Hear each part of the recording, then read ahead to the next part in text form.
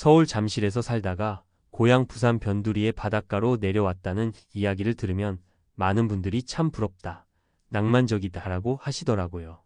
하지만 실제로는 그런 낭만적인 풍경 속에서도 현실적인 이유가 있잖아요. 저도 그렇고 여러분도 그렇고 결국은 부모님을 모셔야 한다는 무게, 도시에서의 높은 생활비, 그리고 우리 자신이 늙어간다는 사실을 부정할 수 없으니까요. 저 역시 대기업 계열사 S그룹에 들어가서 열심히 일했고 중간에 이직할 때 조금 쉬기도 했습니다.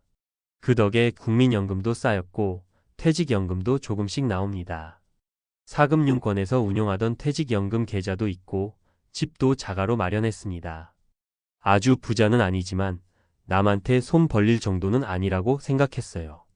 아들이 외아들이라 결혼해서 분가했고 이제는 부부가 둘이서 고향 바닷가 마을로 내려와 병드신 아버지를 모시며 살고 있습니다.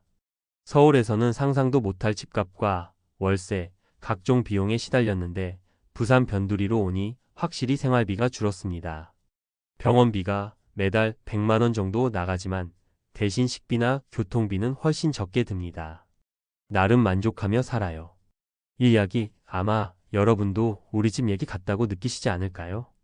사실 은퇴 준비라는 게 거창하게 말은 하지만 정작 중요한 건 내 삶의 균형을 맞추는 거라고 생각합니다. 젊을 땐 누구나 대기업 입사, 승진, 연봉 경쟁이 전부였어요. 저도 그 안에서 버텼고 자식 교육도 하고 집도 사고 남부럽지 않게 살려고 애썼습니다.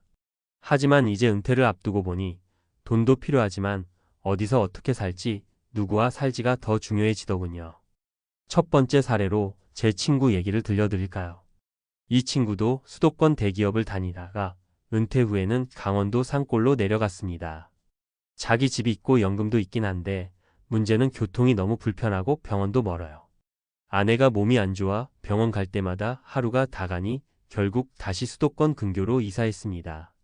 돈이 부족해서가 아니라 의료 접근성이 가장 큰 이유였죠. 저도 부모님 병원비가 매달 100만 원 넘게 드는데 이게 얼마나 큰 고민인지 압니다. 병원 가까운 곳이 우선이에요. 두 번째 사례는 제 사촌 형입니다. 이 형은 서울 강남에서 살다 집을 팔고 경기도 외곽으로 갔어요. 집값 차익이 커서 노후가 든든할 줄 알았대요. 그런데 생활비는 생각보다 줄지 않더랍니다. 슈퍼도 차 몰고 나가야 하고 외식도 비슷하고 수도세, 전기세, 관리비는 그대로. 결정적으로 지역 커뮤니티가 달라서 적응이 어려웠어요. 결국 다시 작은 아파트를 전세로 얻어 서울로 왔어요. 돈의 문제라기보다는 어디가 내 삶의 리듬에 맞나가 관건이었죠. 세 번째는 저 자신이죠. 서울 잠실 살 때야 정말 편했죠. 지하철도 가깝고 마트, 병원, 문화생활 다 누렸습니다. 그런데 부모님이 연세 드시고 건강이 안 좋아지면서 서울에서 모실 수 있을까? 고민이 커졌어요. 요양병원도 생각했지만 결국 마음이 편치 않더라고요. 부산 변두리로 내려오니 바닷가 산책도 하고 물가도 저렴해서 숨통이 트였어요. 물론 병원비 부담은 크지만 생활비는 서울보다 훨씬 덜 들어요. 부산 변두리 바닷가에서 살면 무슨 낭만이 있겠어? 하실 수도 있지만 사실 저에겐 큰 위안이고 현실적인 선택이었어요. 많은 분들이 은퇴 준비라 하면 돈 모으기만 생각합니다. 맞아요. 돈이 있어야 선택지가 넓어지죠. 국민연금, 퇴직연금, 사적연금, 현금, 부동산 이런 게 있어야 합니다. 저도 그걸 어느 정도 준비했으니 고향 내려올 수 있었던 거죠. 그런데 중요한 건 절대 금액이 아니라 균형입니다. 이 나이에 부모님 병원비 매달 100 나가는데 서울에 살면 집세, 관리비, 생활비까지 하면 한 달에 40만 500은 우습게 나가겠죠. 그럼 결국 내가 병들거나 자식에게 손 벌리거나 다시 일하러 나가야 합니다. 저는 그걸 피하고 싶었어요. 그래서 내려왔습니다. 은퇴 준비의 본질은 내가 어떤 삶을 살고 싶은지를 스스로 결정하고 그걸 뒷받침할 재정적 준비를 하는 거라고 생각합니다. 연금이 많으면 좋죠. 현금 자산이 많으면 더 좋죠. 하지만 중요한 건 그 돈이 내 삶을 유지할 수 있는 만큼만 있으면 된다는 겁니다. 부산 변두리 바닷가 마을에서 살면 서울에서처럼 많은 돈이 필요하지 않아요. 대신 불편함을 감수해야죠. 병원 가까운 곳을 골라야 하고 차도 써야 하고 문화생활은 포기해야 할 수도 있어요. 이게 내 라이프 스타일과 맞으면 훌륭한 선택이죠. 저는 은퇴를 준비하는 분들께 꼭 드리고 싶은 말이 있습니다. 어디서 살지, 누구와 살지, 얼마나 쓰며 살지를 먼저 정하세요. 그리고 그걸 뒷받침할 연금과 현금 흐름을 준비하세요. 그리고 절대 자식에게 손 벌리기 싫다면 스스로의 의료비, 부모님의 병원비까지 포함해 설계해야 합니다. 저도 매달 100만 원 나가지만 그 대신 다른 소비를 줄이고 조금 더 검소하게 살기로 마음먹었습니다. 결국 은퇴 준비의 정답은 나만의 해답을 찾는 데 있어요. 서울을 떠나 바닷가, 마을로 온 건 저만의 해답이었을 뿐 여러분의 해답은 다를 수 있습니다. 다만 한 가지 분명한 건 준비가 없으면 선택도 없다는 거죠. 혹시 지금 은퇴 준비를 하고 계시다 하면 이 질문을 꼭 던져보세요. 나는 어디서 누구와 어떻게 살고 싶은가? 그 질문에 솔직히 답하고 지금 가진 자산과 연금을 그 목표에 맞춰 계획하세요. 그리고 부모님을 모셔야 하는 분이라면 정말 현실적으로 계산해 보셔야 합니다. 병원비, 간병비, 이동 편의성. 그게 가장 큰 변수가 됩니다. 저도 그걸 계산하고 각오하고 내려왔어요. 이 글을 읽으신 분들이 그래, 나도 내 방식대로 준비해야겠다는 마음을 가지셨으면 좋겠습니다. 은퇴 준비라는 건 누구나 하는 얘기지만 결국 각자의 사정과 현실, 가치관이 만들어내는 맞춤형 해답이니까요. 저는 제 해답을 찾았고 나름 만족하고 삽니다. 여러분도 꼭 여러분만의 해답을 찾으시길 바랍니다. 그리고 그 선택이 후회 없는 선택이 되길 진심으로 바랍니다. 좋습니다. 방금 이야기한 저의 경험담과 주변 사례를 넘어서 이번에는 조금 더 전문가적인 관점에서 부산 변두리 바닷가로 내려와 부모님을 모시며 사는 현실적 은퇴 설계를 예로 삼아 독자분들이 직접 활용할 수 있도록 구체적이고 실용적인 정보를 이어서 말씀드려 볼게요.